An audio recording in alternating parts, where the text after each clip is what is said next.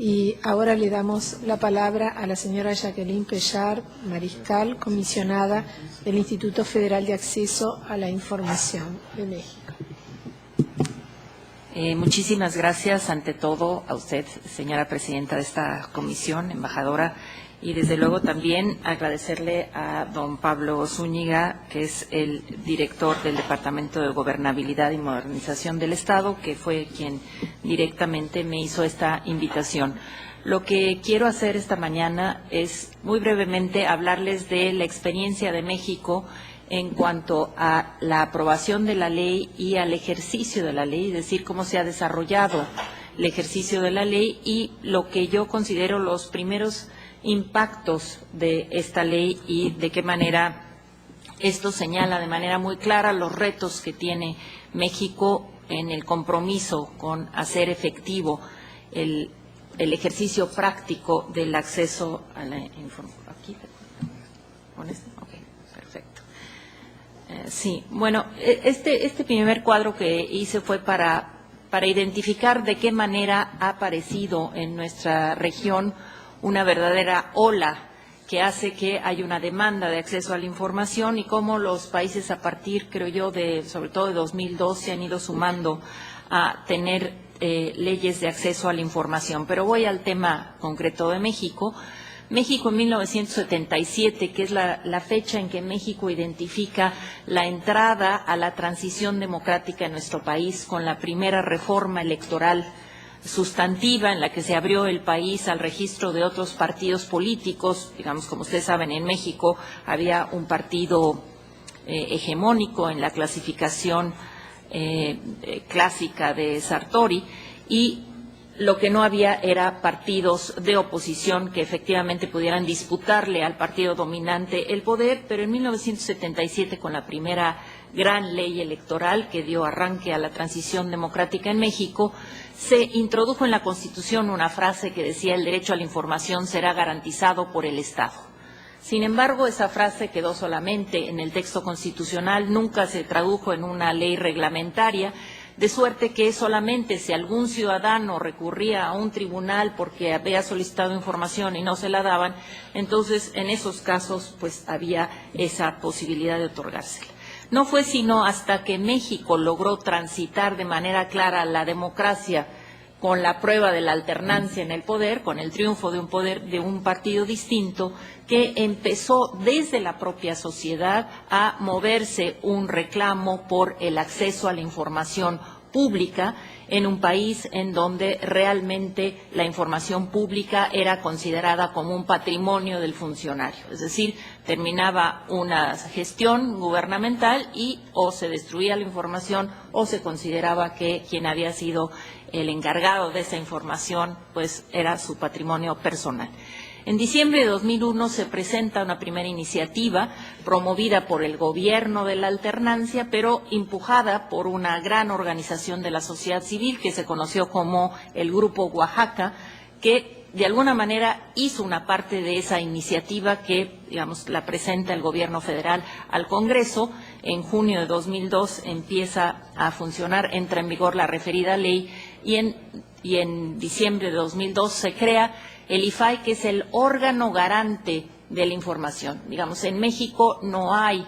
un aparato judicial encargado de garantizar el acceso a la información, sino que es una suerte de tribunal administrativo que tiene autonomía frente al gobierno en términos de gestión, en términos de operación de este instituto, pero es la última palabra, es decir, no hay ningún otro tribunal encima del IFAI, de suerte que las resoluciones del IFAI son obligatorias para todas las dependencias gubernamentales. Y a partir de 2003, de junio de 2003, opera el IFAI. ¿Cuáles son los principios que rigen el acceso a la información? Bueno, pues lo que ya se ha dicho aquí, la máxima publicidad, lo que dice hoy que ya se elevó en 2007 a rango constitucional el acceso a la información, porque en 2003 solamente fue una ley, ahora ya se ha consagrado de manera constitucional para que no solamente sea un principio que rija a nivel federal, a nivel del gobierno federal, sino en todos los estados de la República, porque México es un sistema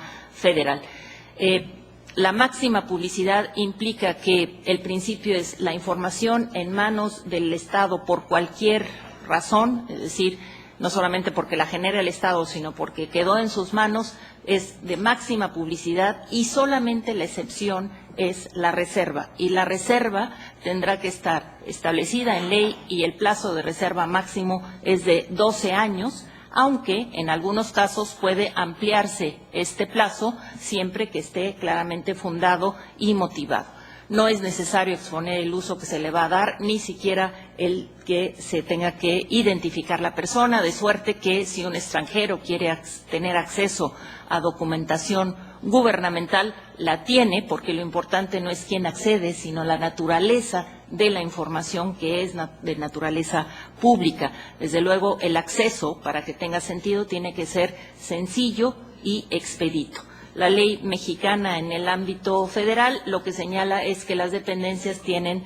20 días para responder a la solicitud y en casos excepcionales pueden tener 20 días adicionales y a partir de ese momento el ciudadano tiene la posibilidad de recurrir, de hacer una apelación ante el IFAI, ante el Instituto Garante. Las excepciones de acceso a la información que están claramente establecidas en la ley, pues son de alguna manera las que ya se han señalado aquí, la seguridad nacional, los secretos comercial, fiscal, bancario, quizá esos no habíamos hablado aquí, las averiguaciones previas que son lo que hace el Ministerio Público de investigación cuando hay algún tipo de crimen, de algún tipo de falta, los expedientes judiciales mientras no se hayan resuelto, en México decimos no hayan causado estado, y una cosa importante son los procesos de deliberación. Por ejemplo, si se está formulando algún tipo de iniciativa de ley, mientras que esté el proceso de deliberación, este se considera reservado hasta que ya se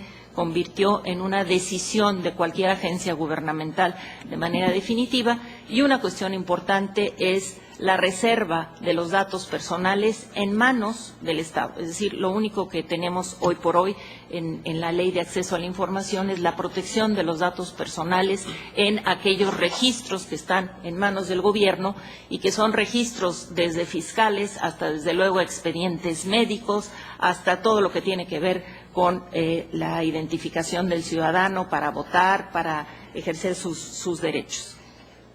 Los sujetos obligados de la Ley de Transparencia hoy por hoy son todos, es decir, el Ejecutivo, el Legislativo, el Judicial y lo que se llaman los órganos constitucionales autónomos, el Banco Central, el Instituto Federal Electoral, etcétera. Sin embargo, el IFAI como órgano garante, como garantía de que se va a acceder a la información al que puede acudir el ciudadano, solamente tiene competencia frente a los órganos gubernamentales. Es decir, el Poder Judicial, Legislativo y los órganos constitucionales deben de crear sus propios órganos garantes porque el IFAI es un órgano solamente con esas facultades. Aquí, bueno, les planteo una cosa importante, es la autonomía que tiene el IFAI de carácter operativo, presupuestario y de decisión, y los 3 tipos de encargos que tiene el IFAI, que no solamente es resolver las quejas de los ciudadanos cuando están insatisfechos con una respuesta de alguna agencia gubernamental, sino también proteger los datos personales en algún caso que alguna dependencia, por un descuido o por un error, dé a conocer datos que son claramente de la esfera personal, de la esfera de la intimidad de la persona, y promover y difundir el ejercicio del derecho de acceso a la información. Ya decía Catalina Botero que ciertamente en el asunto de la protección de los datos personales, los funcionarios públicos tienen una categoría especial y se considera que buena parte de la información de las personas que son servidoras públicas, que de cualquier ciudadano sería estrictamente confidencial, en el caso de los servidores públicos se abre. En México, por ejemplo, todo lo que tiene que ver con salarios, prestaciones, todo lo que reciben los servidores públicos es de carácter público, pero lo que se llama su declaración patrimonial está sujeta a la decisión individual de cada servidor si la hace pública o no. Tiene que entregarla a la agencia gubernamental que se llama la Secretaría de Función Pública, porque es la que revisa que efectivamente no haya enriquecimientos ilícitos o desviaciones de recursos, pero es decisión libre del servidor si da a conocer lo que es su patrimonio, pero desde luego que su salario sí tiene que ser ampliamente difundido. Aquí les presento una gráfica que muestra de qué manera ha ido creciendo el número de solicitudes de información en nuestro país a partir de junio de 2003, pero como ustedes pueden ver, entre 2006 y 2007 y 2008 se han incrementado de manera muy significativa el número de solicitudes de información. ¿Cuáles son los temas relevantes de solicitudes de información? Bueno, uno de los temas más recurridos es lo que tiene que ver con contratos que hacen las distintas dependencias gubernamentales para todo tipo de servicios que requieren las dependencias gubernamentales, los registros sanitarios, los expedientes médicos en materia ambiental, lo mismo, lo que tiene que ver con medidas de impacto ambiental cuando se abre una nueva empresa, etcétera, lo que tiene que ver con multas, sanciones a compañías en diferentes áreas de interés público, sanciones contra servidores públicos cuando hay algún tipo de ilícito de su parte, y algo también muy recurrido es el asunto de las estadísticas gubernamentales, las bases de datos, la contratación, etcétera. Una de las cuestiones importantes en la promoción del acceso a la información es que lo que el IFAI ha reclamado es que cuando algún individuo solicita alguna información que no está ya en la página web de la dependencia, esa información se suba a la página para que ya tenga acceso cualquier ciudadano y no tenga que hacer la solicitud. Bueno, el portal de obligaciones de transparencia, ahí tienen ustedes al 30 de noviembre de 2008, cuántas veces se acude, se ha consultado el portal de obligaciones. Esto es lo que no tiene que pasar por una solicitud de información. Y vean ustedes cuáles son los temas más buscados en el portal de las distintas dependencias, es lo que tiene que ver con contratos, lo que tiene que ver con el directorio de los servidores públicos y la remuneración mensual por puesto. Esos son lo que más se busca en el portal de las distintas agencias gubernamentales. Los recursos de revisión que llegan al IFAI son en un promedio el 5% de las solicitudes de información. Esto quiere decir que buena parte de las solicitudes son respondidas satisfactoriamente y que un 5%, que puede ser de aquellos que se sienten insatisfechos, o puede ser que alguna parte de los solicitantes ya haya considerado que ya no vale la pena seguir el trayecto. Estas son las formas como se han resuelto los recursos de revisión. El IFAI puede resolver confirmando la respuesta de la dependencia gubernamental, revocándola y ordenando la entrega de la información, o modificando en aquellos casos que está incompleta la información o que se dijo que era inexistente y el IFAI encuentra que la dependencia debiera de tenerla por disposición de ley ese tipo de información, entonces ordena una nueva búsqueda y modifica la resolución. Este es el perfil de los solicitantes. Los que dominan son los académicos, los empresarios. Esto ha sido una de los impactos más fuertes de la ley de acceso a la información en México, es cómo la utiliza el empresariado para conocer cuándo se abren contratos, cuándo hay licitaciones públicas. Es decir, ese yo diría que es uno de los primeros impactos más o menos claros. Estamos tras la posibilidad de identificar si la ley de transparencia ha permitido que se mantenga la confianza de los inversionistas en México, pero es una ruta en la que está trabajando una de las propias agencias gubernamentales. Pero los medios de comunicación, ven ustedes que también es un actor muy importante. Lo que dice, digamos, los principios internacionales es que la ley de información, la ley de acceso a la información, para que impacte de manera definitiva es cuando podemos ver que ha tenido un efecto sobre los medios de comunicación y que los medios se han convertido en medios cuya información está basada en información verídica y no solamente cuestiones de opinión. Entonces ahí digamos que hay una especie de ventana de oportunidad, como decimos, porque los medios han empezado a utilizar de manera muy significativa la ley, aunque no sea el grupo que más la utiliza. Pero cuando vemos el perfil de recurrente, es decir, sobre quienes solicitan información, yo les había dicho que alrededor del 5% de la población que solicita información y que se siente insatisfecha recurre ante el IFAI. Bueno, pues los que más recurren son de manera muy clara los periodistas, es decir, los periodistas que solicitan información y se sienten inconformes son los que en un 8% recurren y van al IFAI. Esto que les pongo aquí, los efectos percibidos de la ley, es una encuesta que hizo el IFAI entre los propios servidores públicos para ver cuál era el ánimo de los servidores frente a la ley. Y bueno, los efectos percibidos por los servidores es en buena medida, ellos dicen, ayuda a crear información y en un segundo momento a modernizar la administración pública federal, que es otro de los asuntos que creemos que es importante, que es en esto que ya hablaba el propio Pablo Zúñiga, en la generación de una cultura de la transparencia, es decir, que los servidores ya no tengan que tener una espada de Damocles que los va a sancionar si no responden adecuadamente, sino que sea algo que ya es una práctica social extendida.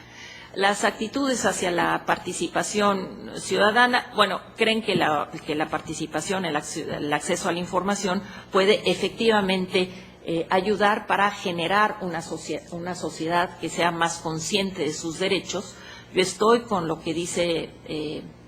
la relatora Botero en el sentido de que el acceso a la información es un derecho que potencia otros derechos, es decir, no solamente tiene valor en sí mismo, sino en la manera como puede incrementar el ejercicio de otros derechos